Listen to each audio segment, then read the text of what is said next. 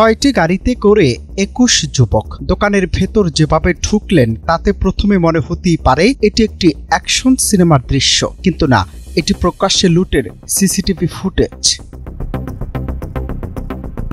যুক্তরাষ্ট্রের ক্যালিফোর্নিয়ায় ঘটে এই নজিরবিহীন লুটের ঘটনা। মাত্র কয়েক মিনিটের মধ্যেই সংঘবদ্ধ একদল দুর্বৃত্ত দোকান থেকে লুট করেছে প্রায় $1 মিলিয়ন, অর্থাৎ প্রায় $10 লাখ সমমূল্যের পণ্য। দ্রুত গতির এই ডাকাতের দৃশ্য ধরা পড়ে সিসিটিভি ক্যামেরায়, যা প্রকাশ্যে আসতেই এলাকা জুড়ে আতঙ্ক ছড়িয়ে পড়ে।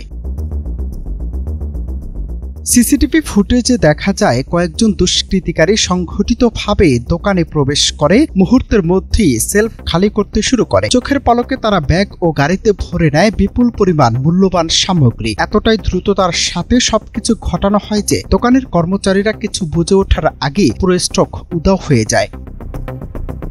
স্থানীয় ব্যবসায়ীরা এই ঘটনার পর চরম আতঙ্কে রয়েছেন। তাদের অভিযোগ, সাম্প্রতিক সময়ে ক্যালিফোর্নিয়ার বিভিন্ন এলাকায় এরকম সংঘটিত চুরির ঘটনা বেড়ে গেছে। আইন শৃঙ্খলা বাহিনী সবসময় দ্রুত পদক্ষেপ নিতে পারছে না, ফলে ব্যবসায়ীরা নিজেদের নিরাপত্তা নিয়ে চিন্তিত হয়ে পড়েছেন। বাসিন্দারাও মনে করছেন, এই ধরনের অপরাধ যদি এভাবে চলতে থাকে তবে সাধারণ ক্রেতা ও নাগরিকরাও নিরাপদ থাকবে না। দিন দুপুরে সংঘটিত এই ডাকাতি প্রমাণ করে অপরাধীরা কতটা সাহসী হয়ে উঠেছে।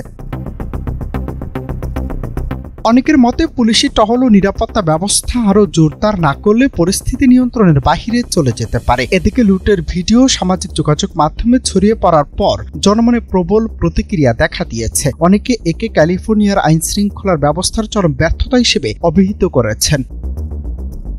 অনন্ত Hasan Masud, news desk, Bangla TV.